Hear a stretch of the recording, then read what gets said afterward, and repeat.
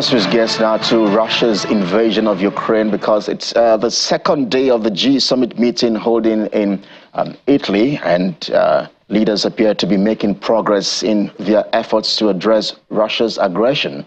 The summit, hosted by Italian Prime Minister Giorgia Meloni, saw in attendance leaders of the European Union, the UK, Germany, Japan, Canada, France, and the United States. And leaders discussed migration development policies for Africa. And climate change and the US and the use of artificial intelligence is also expected to dominate discussions at the three-day summit. On Thursday, the group of 7 leaders agreed to use frozen Russian assets to raise $50 billion for Ukraine to help it fight invading Moscow forces. The frozen funds are not expected to arrive until the end of the year, but it is seen as a longer-term solution to support the Ukraine war effort and its economy. Now signed an historic new bilateral security agreement. Meanwhile, Ukrainian President Volodymyr Zelensky, who is also attending the summit, has signed a 10-year bilateral security deal with U.S. President Joe Biden in what Kyiv has now hailed as historic. The agreement envisages U.S. military training aid to Ukraine, but it does not commit Washington to sending troops to fight for its ally. According to the White House, the security deal means Washington and Kyiv will work to build and maintain Ukraine's defense and deterrence capability, as well as bolster the country's defense industrial base and support economic recovery and energy security. Good evening, everyone. The United States is going to help ensure that Ukraine can do both, not by sending American troops to fight in Ukraine, but by providing weapons and ammunition, expanding intelligence sharing, continuing to train brave Ukrainian troops at bases in Europe and the United States. Additionally, the G7 achieved a significant outcome this week on the matter of Russia's frozen assets in Europe and other places outside of Russia. This week, the G7 signed a plan to finalize and unlock $50 billion from the proceeds of those frozen assets, to put that money to work for Ukraine. Another reminder to Putin, we're not backing down. In fact, we're standing together against this illegal aggression. Yesterday, the U.S. Treasury Department made clear any bank anywhere in the world that deals with sanctioned Russian banks, companies, or individuals risk being sanctioned themselves. And we announced roughly 300 new sanctions on individuals and companies that are helping Russia with war effort.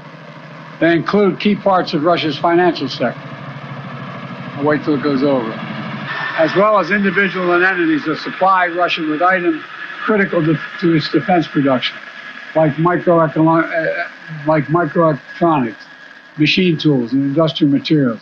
We also sanction more Russian future energy projects, that Russia's natural gas oil projects that are under construction and are not yet fully operating. Putin is counting on revenues from these projects. Our sanctions will disrupt those plans.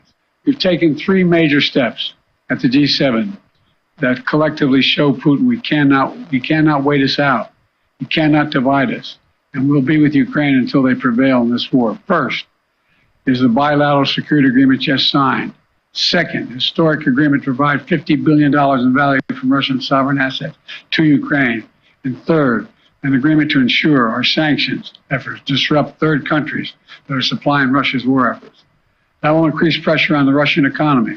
The agreement has good provisions on weapons for our defense, very specifically on the Patriot systems, very specifically on the supply of fighter squadrons to Ukraine. That's right, plural squadrons, including but not limited to F-16s. We have worked for a long time for this. And thank you, Mr. President, for your leadership in the G7's decision on $50 billion loan for Ukraine. It's a vital step forward in providing sustainable support for Ukraine in winning this war.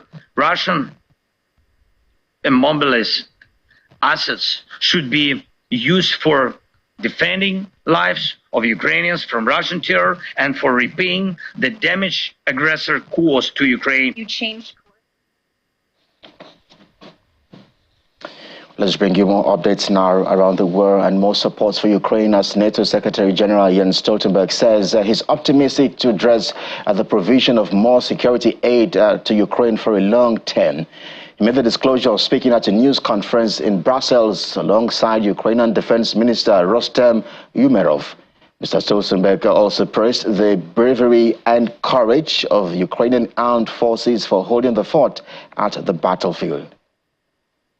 I look forward to sit together with you in the NATO-Ukraine Council, where we are going to address both the immediate needs to provide more security assistance to Ukraine, in particular the need for more air defense, but also how to make sure that we have a robust framework for our support for the long term, and to help you to build the future force of Ukraine.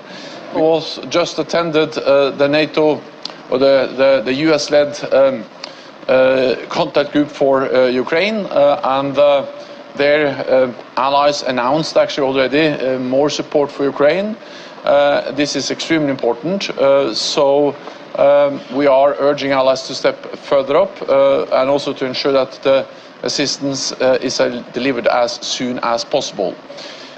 The bravery, the courage of you personally, of the political leadership, the military leadership, but not least all the men and women in uniform along the battlefield, on the battlefield in Ukraine, has impressed the whole world. And they have enabled you to make significant achievements to push back the Russian invaders, and also inflict heavy costs on the Russian forces, and this is something which is important for Ukraine, but also important for all of us, because you are actually fighting for the values you all believe in. I look forward to have a good meeting with you, productive as always. We appreciate for your personal leadership, for the NATO partners, for our urgent support, and I look forward to discuss with you long-term cooperation models, and I think it will be our last meeting before the Washington summit, which we look forward to have soon on the leadership level, and we will be, of course, touching all the urgent needs and long-term necessity in the institutional changes that is being proposed. Once again for having me. Thank you. Thank you. Now, President Vladimir Putin has laid out his terms for a ceasefire in Ukraine. Now, what's the condition, you may be asking? Well, Mr. Putin says that Ukraine would need to fully withdraw troops from territories in Russia, territories Russia claims to have annexed before a ceasefire could begin. Speaking to a meeting of Russian ambassadors in Moscow, Mr. Putin called on the Ukrainian government to withdraw from 4 regions partially occupied by Russia.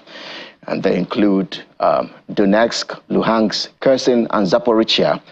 Ukraine has immediately reacted to this proposal, calling it, quote, offensive to common sense. President Volodymyr Zelensky has long said Ukraine will not negotiate with Moscow until Russian forces leave all Ukrainian territory, including Crimea. The Russian president, however, also said Ukraine would have to give up on joining NATO before peace talks could start. Mr. Putin's statement setting out his ceasefire conditions comes as leaders from 90 countries prepare to meet in Switzerland on Saturday to discuss pathways towards peace in Ukraine, a summit Russia has not been invited to.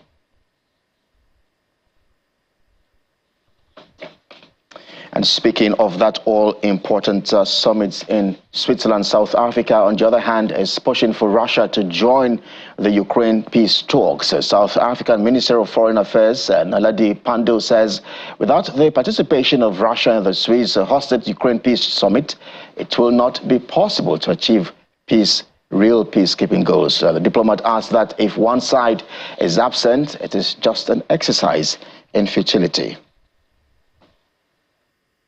President Ramaphosa has maintained contact with the 2 leaders, leader of Ukraine and President Putin of the Russian Federation, and he's always had a very good reception from both. We would like to see the 2 in a room and we're increasingly working at persuading that there should be a meeting in which Ukraine and Russia are present. We're concerned that there have been many where it is only Ukraine and other countries that are invited. We believe if we are to have a successful negotiated outcome, the two must be in the room together. Our own continent is impacted both by the sanctions against Russia as well as about the issue of food security. So peace and security are critical for Africa's progress and development, and so we must continue to be a party to these peace efforts. I'm not quite sure what it hoped would be achieved. Our own advice was that it may be better to have a meeting at the officials level between Russia and Ukraine, and then subsequent to that, move on to a bigger conference. But before deliberations between the two, even if it's at inception stage, we felt this wasn't really a good step to take, because it will be theater rather than a real focus on achieving a cessation or indeed a proper peace negotiation. So we are concerned, and we will attend at the level of one of our advisors, but our intervention will always be that there has to be the two in a room, and greater effort must be directed at engaging Russia and ensuring that we bring the two into a space where a way forward can be mapped out. In our view and from our experience, having negotiated our own settlement with respect to apartheid, we know that you can't tell us what the conclusion should be. We are the ones who will determine it. And that is why the two present talking to each other is absolutely imperative. Absent one, you're actually it's an exercise in futility. So I think you have to get real and ensure that you begin a process that leads you out of the conundrum that exists currently.